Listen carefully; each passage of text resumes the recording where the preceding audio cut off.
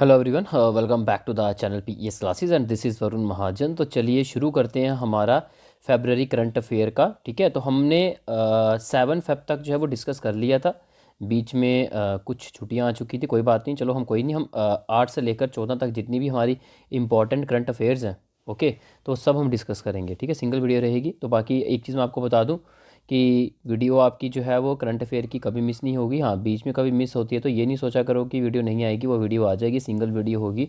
उसी में ही आपके जो है वो सारे जो भी लेक्चर्स हैं वो सब एक सिंगल वीडियो में ही कंपाइलेशन उसकी कर दी जाएगी। ठीक है, चलो स्टार्ट करते हैं। पहला आर्टिकल देख लेते हैं आज का। देखो, पहले हम बात करते हैं कलम एंड कवच की बात करते हैं। ठीक है, अब कलम एंड कवच की अगर हम बात करें तो एक डिफेंस लिटरेचर फेस्टिवल है जो कि कहाँ पे हुआ, पुणे में हुआ। ठीक है, तो हम ये चीज़ बोलेंगे कि ये इस फेस्टिवल में बेसिकली क्या हुआ है जी, हम ये बोलेंगे कि यहाँ पे रिवील की गई है एक बुक। ठीक है, जो कि हम बात करें artificial intelligence and national security पे है। ठीक है, तो ये बुक को रिवील किया गया CDS अनिल चौहान जी के द्वारा। ठीक है, तो आपको पता होना चाहिए ये कलम एंड कवच है क्या, एक डिफेंस लिटरेचर फेस्टिवल है जो कहाँ पे हुआ है, पुणे में हुआ है, जिसमें हम बात करेंगे बुक जो है उसको रिवील किया गया है। ठीक है, तो बुक का टाइटल आप देख सकते हो, AI and national security, artificial intelligence and national security, और इसको जो अनवील किया गया CDS जो हमारे अनिल चौहान है उनके द्वारा। नेक्स्ट हम बात करते हैं राजकोट स्टेडियम की बात करते हैं। तो गुजरात का ये स्टेडियम है। ठीक है, अब ये स्टेडियम जो है क्रिकेट स्टेडियम है, और आपको ये चीज़ पता होनी चाहिए कि ये इसका नाम चेंज हो चुका है। तो पुराना जो नाम था इस स्टेडियम का वो राजकोट स्टेडियम था, अब इसका नया नाम रखा गया है, रीनेम देख सकते हो कि राजकोट स्टेडियम का नया नाम रखा गया हुआ है निरंजन शाह स्टेडियम। ठीक है, तो अब ये जो नाम नया रखा गया है किसके ऑनर में, तो हमारे फॉर्मर SCA सेक्रेटरी जो हैं। अब SCA क्या है जी, आप यहाँ पे देख सकते हो सौराष्ट्र क्रिकेट एसोसिएशन। तो सौराष्ट्र क्रिकेट एसोसिएशन जो है उसके रह चुके सेक्रेटरी जिनका नाम क्या है जी, निरंजन शाह। ठीक है, तो इन्हीं के ही हम बात करें, इन्हीं के ही नाम पे निरंजन शाह स्टेडियम जो है वो रखा गया है। ठीक है, चलो नेक्स्ट हम बात करते हैं। नेक्स्ट क्वेश्चन आता है जी राजेंद्र प्रसाद गुप्ता जी के बारे में। तो नए एडवोकेट जनरल अपॉइंट किए गए। आपको पता है कि ये स्टेट के लिए एडवोकेट जनरल होते हैं, है ना। तो हम बोलेंगे नए एडवोकेट जनरल अपॉइंट किया गया है राजस्थान में, और हाईएस्ट लॉ ऑफिसर बन जाते हैं राजस्थान स्टेट के। ठीक है, तो इतना ही इंपॉर्टेंट है। और भी बहुत कंटेंट होता है बट आपके एग्ज़ाम के लिए यही चीज़ें काफ़ी रहती हैं, बाकी वो बेकार की बातें होती हैं, वो पूछी नहीं जाती। बस आप अपने पेजेस ही यहाँ पे लिखते जाओ, भरते जाओ। ठीक है, बट आना आपको जो एग्ज़ाम में होता है वो इतना ही कंटेंट होता है। ठीक है, तो इसलिए हम उतना ही रखेंगे जितना एग्ज़ाम में आना है। तो बेफजूल की बेकार की चीज़ों को जो है वो हम अपने दिमाग में उस चीज़ का लोड नहीं डालेंगे, हम लिमिटेड चीज़ करेंगे क्योंकि पढ़ने वाला बहुत कुछ है। तो इन चीज़ों में ही, अगर बेकार की चीज़ों में ही हम अपना रखते जाएंगे, दिमाग में डालते जाएंगे, तो क्या होगा, आगे जो हमारे जो भी इम्पोर्टेंट टॉपिक्स आएंगे तो हमें क्या होगा, नोट्स ज़्यादा बल्कि बन जाएंगे, फिर लास्ट में उसकी रिवीजन नहीं बन पाती। ठीक है, तो हम उतना ही अपना करंट अफेयर रखते हैं जो कि हमें एग्ज़ाम के रिलेटेड इंपॉर्टेंट रहता है। ठीक है, चलो नेक्स्ट हम बात करते हैं रेवांत रेड्डी जी की बात करते हैं। तेलंगाना चीफ मिनिस्टर हैं, तो इन्होंने अभी कंसर्न रेज़ किया है इंडियन स्टूडेंट्स के रिगार्डिंग। आपको पता है इंडियन स्टूडेंट यूनाइटेड स्टेट्स में अगर हम बात करें वहाँ पे थे, तो वहाँ पे इंडियन स्टूडेंट्स के ऊपर अटैक होता है, तो उस रिगार्डिंग तेलंगाना के चीफ मिनिस्टर रेवांत रेड्डी जो है उन्होंने अपना कंसर्न जो है वो जाहिर किया है। ठीक है, तो उसके लिए उन्होंने एक लॉन्च किया एक हेल्प डेस्क। तो ये आप देख सकते हो, help desk for the student जो अब्रॉड में थे, पर्टिकुलर इंडियन वाले जो स्टूडेंट थे, इंडियंस जो थे स्टूडेंट्स, वो अब्रॉड यानी कि US में थे, तो उनके लिए एक हेल्प डेस्क जो है लॉन्च किया गया है तेलंगाना चीफ मिनिस्टर के द्वारा, जो कि रेवांत रेड्डी तभी जाके न्यूज़ में थे।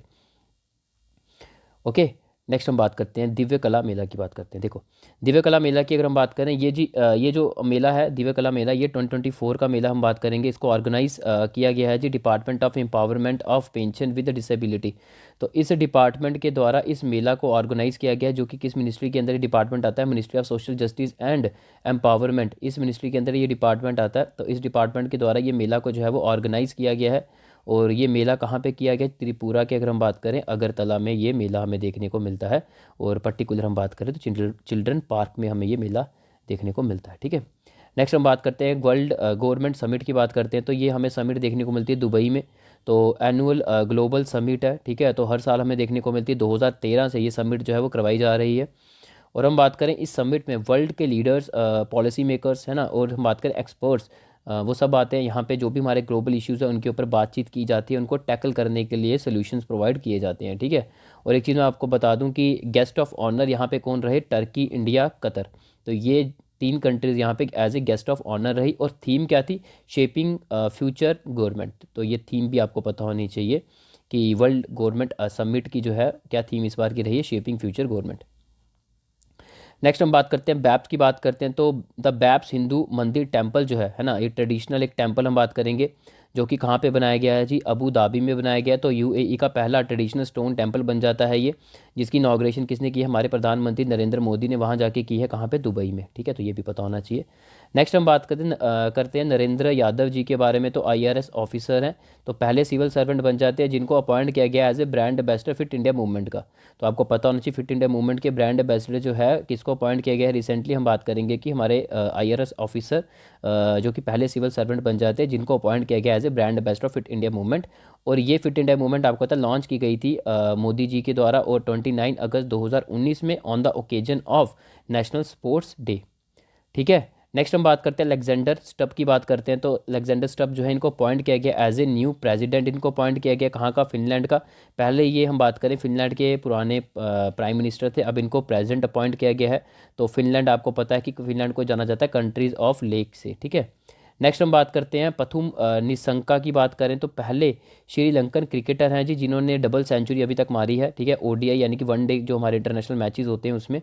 तो आपको ये पता है जयसूर्या जो थे जिन्होंने 189 स्कोर मारा था, उनके रिकॉर्ड को इन्होंने तोड़ा है और श्रीलंका के पहले क्रिकेटर बन जाते हैं जिन्होंने डबल सेंचुरी की है। 210 स्कोर मारा है, वो भी नॉट आउट 139 बॉल्स पे, ठीक है। नेक्स्ट हम बात करते हैं दक्षिण भारत संस्कृत केंद्र की बात करें।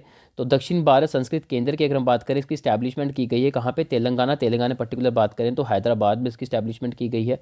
तो इसको स्टैब्लिश किया गया संगीत नाटक अकेडमी के द्वारा। और हम बात करें इसको which will be known by the name, तो इसको इस नाम से भी जाना जाता है दक्षिण भारत संस्कृत केंद्र। तो इसकी स्टैब्लिशमेंट की गई, आपको ये पता होना चाहिए कहाँ पे की गई है, हैदराबाद में की गई है, ठीक है। नेक्स्ट हम बात करते हैं पीएम स्वनिधि स्कीम की बात करते हैं। ये स्कीम लॉन्च की गई है ministry of housing and urban affairs के द्वारा। और न्यूज़ क्या निकल कर है यहाँ पे, हम यही बोलेंगे कि अभी बोला जा रहा है कि स्ट्रीट वेंडर जो हैं जो उनकी एनुअल इनकम है उसको अब रेज़ किया जाएगा, इंक्रीज़ किया जाएगा, कितने, 23,000, ठीक है। तो ये आप देख सकते हो, इतनी इनकम को रेज़ किया जाएगा। स्ट्रीट वेंडर जो ठेले जो हम बात करें लगाते हैं ना, स्टॉल्स वगैरह लगाते हैं साइड पे, आपको देखने को मिलते हैं। तो इन बेसिकली इन सब की जो है वो हम बात करें इनकी जो है एनुअल इनकम को जो है वो रेज़ किया जा रहा है। और स्कीम जो लॉन्च की गई थी इसको 2020 कोरोना का टाइम पीरियड था, और ministry of housing and urban affairs के द्वारा इस स्कीम को जो है वो लॉन्च किया गया था। और आपको पता है PM street vendor Atmanirbhar Nidhi, ये इसकी पूरी फुल फॉर्म है पीएम स्वनिधि की, ठीक है। तो ये भी पता होना चाहिए। नेक्स्ट हम बात करते हैं ऑस्ट्रेलिया की बात करते हैं। तो ऑस्ट्रेलिया में हम ये बोलेंगे कि आईसीसी आपको पता अंडर-19 क्रिकेट वर्ल्ड कप हमें देखने को मिलता है, कहाँ पे, वह साउथ अफ्रीका में फाइनल मैच देखने को मिलता है, कहाँ पे, साउथ अफ्रीका में बेनोनी नाम की पर्टिकुलर लोकेशन पे। और यहाँ पे ऑस्ट्रेलिया जो है वो चैंपियन निकल कर आती है, इंडिया का सेकंड रैंक आता है, ठीक है। तो हम बोलेंगे ऑस्ट्रेलिया जो है वो जीतती हुई नजर आती है। 15th एडिशन हमें देखने को मिलता है मैन कैटेगरी का ICC under-19 cricket world cup, जो कहाँ पे, वो साउथ अफ्रीका में। नेक्स्ट हम बात करते हैं यूपीआई की बात करते हैं। अब यूनिफाइड पेमेंट इंटरफेस की अगर हम बात करें तो रिसेंटली 2 और कंट्रीज़ निकल कर आई है जिन्होंने यूपीआई जो है जिसको एक्सेप्ट कर लिया है। अभी हमने पढ़ा था कि फ्रांस ने जो है सबसे पहली यूरोपियन यूनियन में कंट्री पहली बन जाती है जिसने यूपीआई को एक्सेप्ट किया। अभी 2 और निकल कर आ गई हैं, श्रीलंका और मॉरिशियस। तो इन दोनों ने भी जो है यूपीआई सर्विसेज को जो है वो एक्सेप्ट कर दिया है। और आपको पता है यूपीआई सर्विस को लॉन्च किया गया था 2016 में एनपीसीआई के द्वारा। और यूपीआई है क्या, एक किस्म की हम बात करें एप्लीकेशन बेस्ड सिस्टम है जिससे कि आप पैसे को ट्रांसफ़र कर सकते हो अपने बैंक अकाउंट से दूसरे बंदे के, है ना। और अब 3 कंट्री बन जाती है जिन्होंने यूपीआई को जो है वो एक्सेप्ट किया है, श्रीलंका, मॉरिशियस और फ्रांस, ठीक है। तो फ्रांस पहली थी और अब मॉरिशियस और श्रीलंका भी आगे निकल कर आई है जिन्होंने यूपीआई सिस्टम को एक्सेप्ट कर लिया है विद द इंडिया के साथ, ठीक है। नेक्स्ट हम बात करते हैं जी लक्ष्मी नारायण इंटरनेशनल अवार्ड की बात करते हैं। तो लक्ष्मी नारायण अवार्ड जो है हम बात करें प्यारे लाल शर्मा जी, ठीक है। तो ये one of the successful music composer रहे हैं हिंदी सिनेमा में। तो इनको ये अवार्ड दिया गया है। और आपको पता प्यारे लाल शर्मा जो हैं ये पद्म भूषण अवार्ड भी ले चुके हैं, उसके भी विनर रह चुके हैं। अब इन्हें लक्ष्मी नारायण इंटरनेशनल अवार्ड से सम्मानित किया गया है। नेक्स्ट हम बात करते हैं बापू टावर की बात करते हैं। तो बापू टावर जो है इसको बनाया गया है कहाँ पे, पटना में, ठीक है। पटना में कहाँ पे अगर हम बात करें तो गर्दानी बाग जो है बेसिकली, तो यहाँ पे हम बात करें पटना में, यहाँ पे इसको बनाया गया है महात्मा गांधी जी का, उनको डेडिकेटेड है बापू टावर। और 120 फीट टॉल ये टावर है और 6 इसके माले हैं, ठीक है। फिर हम बात करते हैं, नेक्स्ट हम बात करते हैं नवीन तहिलियानी की बात करते हैं, नए CEO MD बने हैं जी टाटा डिजिटल के, ये भी पता होना चाहिए। नेक्स्ट बात करें स्मार्ट कार्ड की बात करते हैं, तो स्मार्ट कार्ड को लॉन्च किया गया है मिनिस्ट्री ऑफ MSME के द्वारा। और ये बेसिकली कार्ड किस चीज़ के लिए होगा, कोई भी बंदा नया स्टार्टअप लेकर आता है ना, अपने स्टार्टअप के लिए पैसा वगैरह लगता है ना, तो अब वो जो भी प्रोडक्ट सर्विसेज जो खरीदेगा उसके लिए पैसा लगेगा, तो उसको डिस्काउंट रेट में सारी प्रोडक्ट्स एंड सर्विसेज जो है वो प्रोवाइड किए जाएंगे। तो यही स्मार्ट कार्ड उसी से ही डील करता है। नेक्स्ट बात करते हैं जी हम चौधरी चरण सिंह इंटरनेशनल एयरपोर्ट की बात करते हैं। ये एक इंटरनेशनल एयरपोर्ट है, कहाँ पे जी, लखनऊ में, और लार्जेस्ट एयरपोर्ट इसको डिक्लेयर किया गया है उत्तर प्रदेश का। और आपको पता है उत्तर प्रदेश में 21 एयरपोर्ट्स हैं, है ना। तो ये पहला बन जाता है जी एयरपोर्ट यूपी स्टेट का, ठीक है, तो जिसको लार्जेस्ट डिक्लेयर किया गया है। नेक्स्ट हम बात करते हैं जी रियो डी जेनेरियो की बात करते हैं, तो वहाँ पे हेल्थ इमरजेंसी जो है वो डिक्लेयर कर दी गई है रियो डी जेनेरियो में, क्योंकि वहाँ पे आपको पता थोड़ी बहुत ही बारिश हमें देखने को मिली, जिसके कारण डेंगू वहाँ पे जो फैल गया है, वहाँ पे फीवर लोगों को पीक पे देखने को मिल रहा है डेंगू से, तो इसलिए वहाँ पे हेल्थ इमरजेंसी जो है वो लगा दी गई है। नेक्स्ट हम बात करते हैं इंडियन ओशन कॉन्फ्रेंस की बात करते हैं, तो 7th एडिशन हमारा इंडियन ओशन कॉन्फ्रेंस का कहाँ पे देखने को मिलता है, ऑस्ट्रेलिया के पर्थ में देखने को मिलता है। और कई सारी कंट्रीज़ यहाँ पे पार्टिसिपेट करती है, और कौन सी कंट्री पार्टिसिपेट करती है, जो इंडियन ओशन के सराउंडिंग में हमें देखने को मिलती है सारी कंट्रीज़। अगर आप मैप को देखो तो वो सारी कंट्रीज़ क्या करती हैं, हमारी इंडियन ओशन कॉन्फ्रेंस में जो पार्टिसिपेट करती हैं। और साथ में हम ये चीज़ बोलेंगे कि जो थीम रही इस बार की इंडियन ओशन कॉन्फ्रेंस की, वो आपको पता ही है कि towards a stable and sustainable Indian ocean, ये इस बार की जो है वो थीम रही है। नेक्स्ट हम बात करते हैं काया किंग की बात करते हैं, एक वाटर स्पोर्ट्स है, ठीक है, तो हम बोलेंगे तवांगचू टाइड्स इंटरनेशनल क्वांकिंग चैंपियनशिप 2024 हमें देखने को मिलती है। कहाँ पे होती है जी ये, तवांग डिस्ट्रिक्ट में होती है अरुणाचल प्रदेश के, तो वहाँ पे हम बात करें तो मेन गोल हम बात करें यही है कि अरुणाचल प्रदेश जो है उसको बनाया गया है जी ग्लोबल हब ऑफ कयांकिंग, जो कि एक वाटर स्पोर्ट्स है, उसका एक हब बनाया गया है। और इस चीज़ को ऑर्गेनाइज किसके द्वारा किया गया, स्विच ऑर्गेनाइजेशन के द्वारा जो है इसको ऑर्गेनाइज किया गया है, किसको, क्वा किंग को, ठीक है, तो सॉरी क्या किंग को, जो कि एक वाटर स्पोर्ट्स है, जिसको अभी रिसेंटली कहाँ पे देखने को मिलते हैं हमें, ये तवांग डिस्ट्रिक्ट अरुणाचल प्रदेश की, वहाँ पे हमें होते हुए चैंपियनशिप देखने को मिलती है। और इस चैंपियनशिप का मेन गोल यही है कि अब यहाँ पे ग्लोबल हब बनाया जा रहा है कि इसका अरुणाचल प्रदेश को कया किंग का, ठीक है, तो इस ये पर्टिकुलर स्पोर्ट्स को करवाने से। नेक्स्ट हम बात करते हैं इंटरनेशनल वाटर कनक्लेव 2024 की बात करते हैं, तो इंटरनेशनल वाटर कनक्लेव 2024 जो है वो कहाँ देखने को मिलता है, शिलोंग में देखने को मिलता है। और उसमें ये बोला गया फोकस किस चीज़ के ऊपर किया जाएगा कि वाटर रिसोर्सेज जो है उसकी क्वालिटी में इंप्रूवमेंट लानी, सस्टेनेबिलिटी लानी है विद द ग्लोबल एक्सपर्ट्स के साथ, ठीक है। नेक्स्ट हम बात करते हैं ट्रांसजेंडर की बात करते हैं, तो आपको पता है कि महिलाओं के लिए गवर्नमेंट कितना कुछ करती है। यहाँ पे अब ट्रांसजेंडर के लिए भी एक स्टेप उठाया गया है कि दिल्ली गवर्नमेंट ने अनाउंस किया है कि फ्री बस राइड दी जाएगी। बस में जाना है तो ट्रांसजेंडर से जो है वो पैसा किराया जो है नहीं लिया जाएगा, ठीक है, तो ये बिल्कुल सिमिलर मूव हमें देखने को मिल रहा है जैसे वहाँ पे वुमेन के लिए लाया गया है, ठीक है। नेक्स्ट हम बात करते हैं 17th स्टाफ टॉक की बात करते हैं, तो ये हमें इंडिया और फ्रांस के बीच में देखने को मिली, कहाँ पे, न्यू दिल्ली में। नेक्स्ट हम बात करते हैं रेपो रेट की बात करते हैं। पहले तो आपको पता होना चाहिए कि रेपो रेट होता क्या है। देखो यार, रिजर्व बैंक ऑफ इंडिया जो है ये आगे हमारे शेड्यूल कमर्शियल बैंक से, ये आ गया जी कस्टमर। अब आपको पता है कस्टमर जो है वो पैसा किससे लेगा, शेड्यूल कमर्शियल बैंक से। शेड्यूल कमर्शियल बैंक जो है वो पैसा किससे लेगा, आरबीआई से लेगा। अब शेड्यूल कमर्शियल बैंक जब आरबीआई से पैसा लेता है ना, तो सपोज करो 1 करोड़ रुपया लिया, तो 1 करोड़ रुपया आरबीआई ने दे दिया किसको, शेड्यूल कमर्शियल बैंक को। अब आरबीआई जो है अब ये इससे पैसा लेगा भी, है ना, शेड्यूल कमर्शियल बैंक से पैसा लेगा भी। अब पैसा लेगा तो 1 करोड़ तो लेगा ही लेगा, जो उसने प्रिंसिपल अमाउंट दी थी, कुछ इंटरेस्ट भी लेगा। जो एक्स्ट्रा उसने पैसा लिया ना इंटरेस्ट में, वो होता है जी आपका रेपो रेट, है ना। अब यहाँ पे इसने कितना लिया, 1.25 करोड़ लिया, दिया कितना 1 करोड़, और लिया कितना आरबीआई ने 1.25 करोड़। तो 1 करोड़ तो उसका प्रिंसिपल आ गया जो उसने दिया था, और 25 लाख जो है वो एक्स्ट्रा क्या था, उसका रेपो रेट था, है ना। तो ये इंटरेस्ट रेट हो गया जो चार्ज पे इसने लिया शेड्यूल कमर्शियल बैंक ने पैसा आरबीआई से। ओके, फिर उसके बाद हम बात करते हैं जी यहाँ पे, अब यहाँ पे शेड्यूल कमर्शियल बैंक ने पैसा लिया है तो आगे कस्टमर को भी देगा। अब कस्टमर को शेड्यूल कमर्शियल बैंक जो है वो किस हिसाब से पैसा देगा, तो हम ये बोलेंगे कि अब ये देगा 1.70 करोड़ जो है वसूल करेगा इनसे, यानी कि लेगा, है ना, किससे, कस्टमर से। क्योंकि 1 करोड़ पे तो ऑलरेडी इसने हम बात करें शेड्यूल कमर्शियल बैंक ने जो है वो दिया था आरबीआई, मतलब 1 करोड़ पे जो है वो ऑलरेडी जो है वो लिया था आरबीआई से। तो 1 करोड़ रुपया आरबीआई से लिया है तो ऑब्वियस ही बात है कि उनको वापस भी करना पड़ेगा आरबीआई को, ठीक है। तो 1 करोड़ तो वही आगे जो चला गया कहाँ पे, आरबीआई के पास ही चला गया शेड्यूल कमर्शियल बैंक का। जो 25 लाख था, ये 25 लाख वही इंटरेस्ट रेट आ गया, ये भी आरबीआई के पास ही शेड्यूल कमर्शियल बैंक जो है दे देगा इंटरेस्ट रेट पे। और बाकी जो पीछे बचता है 45 लाख, है ना, तो उस 45 लाख में से भी मान के जो 20 लाख जो है वो इंफ्रास्ट्रक्चर खर्चा होगा, जो एक्सपेंसिस होंगे, बिल्डिंग का खर्चा, स्टाफ का खर्चा, कंप्यूटर का खर्चा, है ना। उसके बाद यहाँ पे सैलरी जो स्टाफ की देनी है उसका खर्चा, और भी कई सारे खर्चे जो है वो 20 लाख में चले जाएंगे। 25 लाख जो पीछे बचा वो आ जाएगा जी किसका, प्रॉफिट आ जाएगा किसका, हम बात करें शेड्यूल कमर्शियल बैंक का। तो यहाँ से आपने क्या चीज़ देखी, यहाँ से आपने एक ही चीज़ देखी कि यहाँ पे आपने ये एक ही चीज़ देखी कि रेपो रेट क्या होता है। रेपो रेट वो होता है कि इंटरेस्ट रेट होता है, जितने इंटरेस्ट रेट पे जो है आरबीआई जो है वो शेड्यूल कमर्शियल बैंक जो है उसको पैसा देता है ना। अब आरबीआई ने अगर 1 करोड़ रुपया शेड्यूल कमर्शियल बैंक को दिया है तो वो कितना लेगा, वो लेगा 1 करोड़ और 25 लाख लेगा, ठीक है। 25 लाख जो एक्स्ट्रा था वो कहते हैं जी रेपो रेट था। और ऑब्वियसली बात है, शेड्यूल कमर्शियल बैंक ने अब 1 करोड़ 25 लाख अगर आरबीआई को दिया है तो वो भी कस्टमर से जो है वो चार्ज करेगा 1.70 करोड़ जो है वो अर्न करेगा, है ना। तो वही चीज़ है, 1 करोड़ तो वो दे देगा आरबीआई को, 25 लाख जो था रेपो रेट का वो भी चला गया आरबीआई को, पीछे 45 लाख बचा, उसमें से भी कुछ पैसा जो है 20 लाख हमने देखा वो चला गया खर्चे पे, है ना। और 25 लाख जो रिमेनिंग बच रहा है वो आ गया जी प्रॉफिट। ये आपको मैंने एक एग्जाम्पल के थ्रू पूरा समझाया, ये होता है जी पूरा आपका रेपो रेट, ठीक है। तो बस न्यूज़ क्या है, न्यूज़ यही है कि रेपो रेट को जो है वो अनचेंज रखा हुआ आरबीआई ने। तो 6वां कंसेक्यूटिव ईयर हो गया लगातार, 6वें कंसेक्यूटिव ईयर में रेपो रेट को चेंज नहीं किया गया है। तो न्यूज़ इतनी इंपॉर्टेंट नहीं थी, रेपो रेट के बारे में जानना इंपॉर्टेंट था, तभी मैंने इस टॉपिक को जो है वो आपसे डिस्कस किया है। नेक्स्ट हम बात करते हैं नायब बुकले की बात करते हैं। तो ये एक प्रेसिडेंट है जी, हम बात करें सेंट्रल अमेरिकन कंट्री के, ठीक है। तो सेंट्रल अमेरिकन कंट्री कौन सी, एल सल्वाडोर। तो एल सल्वाडोर के प्रेसिडेंट जो है वो बने हैं जी नायब बुकेले, तो उनका नाम याद रखो। नेक्स्ट आता है भारत रत्न अवार्ड की बात करते हैं। तो अवार्ड ही कुछ 2024 के हमें देखने को मिलते हैं। आपको पता है हाईएस्ट सिविलियन अवार्ड है इंडिया का। तो ये अवार्ड किनको दिया गया है जी, M S Swaminathan, P V Narasimha Rao और चौधरी चरण सिंह, एल के अडवाणी, कपूरी ठाकुर। तो इन 5 बंदों को जो हम बात करें कि अवार्ड से जो है वो नवाजा गया है, ठीक है। तो अच्छी बात है। नेक्स्ट हम बात करते हैं India small animal pest fest. अच्छा, तो फिर हम बात करते हैं जी India small animal pest festival की। अगर हम बात करें तो इंडिया का पहला हॉस्पिटल जो है वो बनाया गया है, जो कि पालतू जानवरों के लिए हम बात करें, स्मॉल जो पेट एनिमल्स हैं उनके लिए, जो कि लॉन्च किया गया है महालक्ष्मी मुंबई में।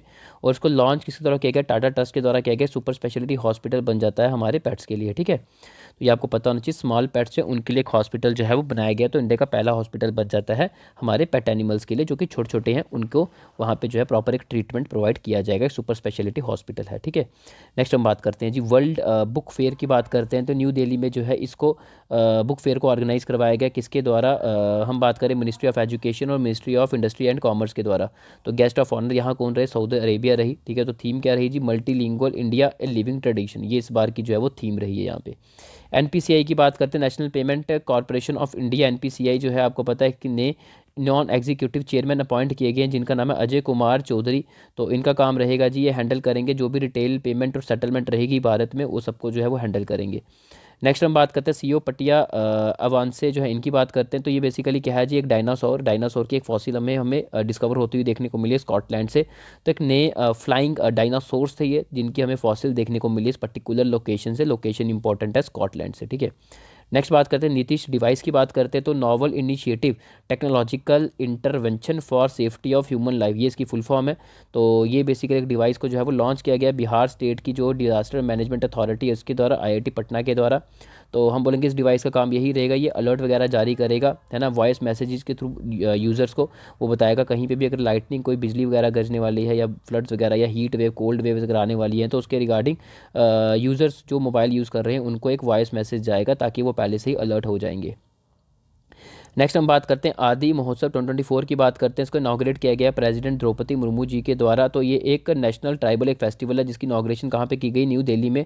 और कहाँ पे की गई है, particular Major Dhyanchand National Stadium में, ठीक है। अच्छा, नेक्स्ट हम बात करते हैं ब्लैक डे की बात करते हैं। ब्लैक डे को कब ऑब्जर्व किया जाता है जी, 14 फरवरी को किया जाता है। पता होना चाहिए पुलवामा अटैक हुआ था, जहाँ पे हमें देखने को 40 हमारे सीआरपीएफ जो हैं वो किल्ड हुए थे, ठीक है, पर्सनल्स। तो यहाँ पे डेडलीस्ट अटैक माना जाता है, ये ऑन द सिक्योरिटी पर्सनल हमारे इंडिया कश्मीर में हुआ था, ठीक है। 14 फेब को ऑब्जर्व किया जाता है ब्लैक डे, बस ये आपको डेट पता होनी चाहिए, पूछी जा सकती है एग्जाम में, ठीक है। नेक्स्ट बात करते हैं फीफा की बात करते हैं। तो आपको पता होना चाहिए एजुकेशन मिनिस्टर जो हैं उन्होंने फीफा के साथ एक एग्रीमेंट जो है वो साइन किया है, जिसमें ये चीज़ बोली गई है कि फुटबॉल गेम जो है उसको प्रमोट किया जाएगा हमारे इंडिया में। स्कूल लेवल पे स्कूल में जो है बच्चों को फुटबॉल वगैरह जो है वो खिलाया जाएगा। उसके लिए एजुकेशन मिनिस्टर जो है उन्होंने क्या किया जी, डिस्ट्रीब्यूट किए 1 लाख फुटबॉल्स हमारे इंडिया में फेज़ मैनर में, ठीक है। तो डिस्ट्रीब्यूट किए या किए जाएंगे, चलो ये छोड़ो, उसके पास यही आप याद रखो कि इस पर्टिकुलर हम बात करें, ये जो प्रोग्राम लाया गया है फुटबॉल फॉर स्कूल प्रोग्राम, इस प्रोग्राम के अंडर जो है इतने डिस्ट्रीब्यूट किए जाएंगे 1 लाख फुटबॉल, या किए गए हैं, तो ये इसको आप इसको साइड पे ही रखो, बट आप यही याद रखो कि डिस्ट्रीब्यूट जो है वो किए जाएंगे, यही लेकर चलो आप अभी फ़िलहाल, कि 1 लाख फुटबॉल जो है वो डिस्ट्रीब्यूट किए जाएंगे फेज़ मैनर में, ठीक है, 1260 स्कूल्स में। तो यही उड़ीसा स्टेट की हमारे जो 17 डिस्ट्रिक्ट्स आती हैं उसके 1260 स्कूल जो हैं वहाँ पे जो है ये 1 लाख फुटबॉल जो है वो डिस्ट्रीब्यूट किए जाएंगे फेज़ मैनर में, ताकि फुटबॉल को प्रमोट किया जा रहा है स्कूल लेवल में, ताकि वहाँ बच्चे स्कूलों में जो है फुटबॉल को अच्छे से खेलें और उस पर्टिकुलर गेम को प्रमोट किया जाए हमारे भारत में भी, ठीक है। नेक्स्ट हम बात करते हैं लास्का पॉक्स की बात करते हैं। लास्का पॉक्स जो है तो एक डीएनए वायरस है, बिल्कुल सेम जीनस है जी। हम बात करें जैसे स्मॉल पॉक्स है, मंकी पॉक्स है, काऊ पॉक्स है, उससे बिल्कुल मिलता जुलता है। और हम बात करें ये अफेक्ट करता है जनरली स्मॉल मैमल्स जो हैं उनको अफेक्ट जनरली करता है। बट यहाँ पे भी एक न्यूज़ आई है कि लास्का मैन जो है वो डाइड हो गया है लास्का पॉक्स से, जो कि एक ऑर्थोपॉक्स वायरस है जिसको डिस्कवर किया गया था 2015 में। नेक्स्ट बात करते हैं रियाद की, बात करते हैं वर्ल्ड डिफेंस शो 2024 का हमें देखने को मिलता है। इसको होस्ट किसने किया? रियाद ने किया। कहाँ पे? सऊदी अरेबिया के पर्टिकुलर रियाद ने इसको होस्ट किया है। थीम क्या रही? इक्विप्ड फॉर टुमारो, ये इस बार की जो है वो थीम रही है। नेक्स्ट बात करते हैं पीएम सूर्य घर मुफ्त बिजली योजना की बात करते हैं। प्राइम मिनिस्टर नरेंद्र मोदी जी ने सेंट्रल लेवल की एक योजना जो है वो लॉन्च की है, जिसमें क्या होगा जी 300 यूनिट ऑफ फ्री इलेक्ट्रिसिटी जो है वो 1 करोड़ घरों को जो है वो प्रोवाइड की जाएगी। जिसमें गवर्नमेंट कितना खर्चा कर रही है? 75,000 करोड़ से भी ज़्यादा खर्च किया जाएगा। और इसमें ये भी प्लान रखा, आपने देखा होगा इंटरिम बजट हमने डिस्कस किया था, उसमें ये भी देखा था कि सोलर पैनल्स को जो है वो इंस्टॉल किया जाएगा। गवर्नमेंट इस चीज़ का भी प्लान कर रही है, ठीक है। नेक्स्ट बात करते हैं गुप्तेश्वर फॉरेस्ट की, बात करते हैं गुप्तेश्वर फॉरेस्ट जो है उड़ीसा का फॉरेस्ट में पर्टिकुलर कहाँ पे? कोरापुट डिस्ट्रिक्ट में देखने को मिलता है। और इसको डिक्लेयर कर दिया गया 4th biodiversity heritage site declare की है। तो 3 अभी और हमारी हेरिटेज साइट डिक्लेयर की गई है उड़ीसा की बायोडाइवर्सिटी हेरिटेज साइट। वो कौन सी है जी? मांडा सरू, उसके बाद देखा महेंद्रगिरी हिल्स और गंडा मर्दान हिल्स, ये कुछ हमारी 3 बायो हेरिटेज साइट्स हैं उड़ीसा की। और अभी 4th जो डिक्लेयर की गई है बायो हेरिटेज साइट, वो आपको पता होना चाहिए गुप्तेश्वर फॉरेस्ट जो है, जो कहाँ पे लोकेटेड है? कोरापुट डिस्ट्रिक्ट उड़ीसा की, ठीक है। नेक्स्ट बिपिन रावत की बात करते हैं। तो बिपिन रावत जो आपको पता है कि हमारे सीडीएस रह चुके, तो इनका स्टैचू पहला जो है पहले सीडीएस बन जाते हैं जिनका स्टैचू बनाया गया है जी, कहाँ पे अनवील किया गया है? कहाँ पे? देहरादून के उत्तराखंड में। तो लेट बिपिन रावत जनरल जो हमारे थे। अब सेकंड सीडीएस कौन है जी? अनिल चौहान, इनके बारे में भी आपको पता होना चाहिए। नेक्स्ट हम बात करते हैं कवल टाइगर रिजर्व की, बात करते हैं। तो टीक स्मगलिंग इस पर्टिकुलर टाइगर रिजर्व में देखने को मिलती है। उसके रिगार्डिंग 6 अथॉरिटीज़ जो फॉरेस्ट की हैं उनको सस्पेंड कर दिया जाता है। और ये टाइगर रिजर्व है कहाँ पे? आदिलाबाद डिस्ट्रिक्ट तेलंगाना की, वहाँ पे लोकेटेड है। पहले टाइगर रिजर्व हुआ करता था, अब इसको चेंज करके वाइल्ड लाइफ सेंचुरी डिक्लेयर कर दिया गया है 2012 में, ठीक है। तो ये थे जी हमारे कुछ इंपॉर्टेंट जो भी आर्टिकल्स थे। और एक जाते थे एक चीज़ मैं बता दूं, इंस्टाग्राम में हमें फॉलो कर लो, वहाँ पे हम जो भी आपके एमसीक्यूज़ होते हैं, जैसे कि देखो केबीसी टाइप के जो भी इंपॉर्टेंट है वो वहाँ पे डिस्कस किए जाते हैं, ठीक है। आपको वहाँ पे डिस्कस तो नहीं बोलेंगे, वहाँ पे पोस्ट किया जाता है, बच्चे जो पार्टिसिपेट करते हैं, तो आप लोग भी वहाँ जाके हमें फॉलो कर सकते हो। बाकी ट्रिक टू रिमेंबर सीरीज़ भी हमने वहाँ पर स्टार्ट की गई है। डिफ़िकल्ट चीज़ें जो आपको नहीं याद होती उनको ट्रिक्स के थ्रू जो है वो यहाँ पर याद कराया जाता है, ठीक है। तो फिर हम बात करते हैं जी, ये आपका एमसीक्यू सीरीज़ ये भी वहाँ चलता है। ओके, अब आपकी इंपॉर्टेंट डेज एंड थीम वाली एक सीरीज़ को भी वहाँ पे कंटिन्यू किया जाएगा। और आपका ये आ गया डू यू नो सीरीज़, ठीक है। तो यहाँ पे आपका करंट अफेयर रिगार्डिंग जो भी चीज़ें हैं वो वहाँ पे डिस्कस की जाती हैं, ठीक है। तो एक काम क्या करो, आप जाओ जाके इंस्टाग्राम में हमें फॉलो कर लो। तो इंस्टाग्राम में कुछ नहीं करना, आपने PES क्लासेस करके सर्च कर दो, ठीक है। और हमारा एक ऑफिशियल अकाउंट है, वहाँ पे जाके हमें फॉलो कर दो, जहाँ पे 2000+ फॉलोअर्स होंगे हमारे। उसी अकाउंट को आपने फॉलो करना है, बार बार बोला 2000+ फॉलोअर्स हैं हमारे इंस्टाग्राम में भी हुए हैं, तो आप उसी अकाउंट को फॉलो करोगे। उससे जो कम फॉलोअर्स वाले अकाउंट है वहाँ पे फॉलो नहीं करोगे। ये हमारा ऑफिशियल अकाउंट है, ठीक है। तो इसी को ही जाके आप इसे वहाँ जाके आप फॉलो कर सकते हो, ठीक है। चलो इतने रखते हैं, बाकी मिलते हैं नेक्स्ट लेक्चर में।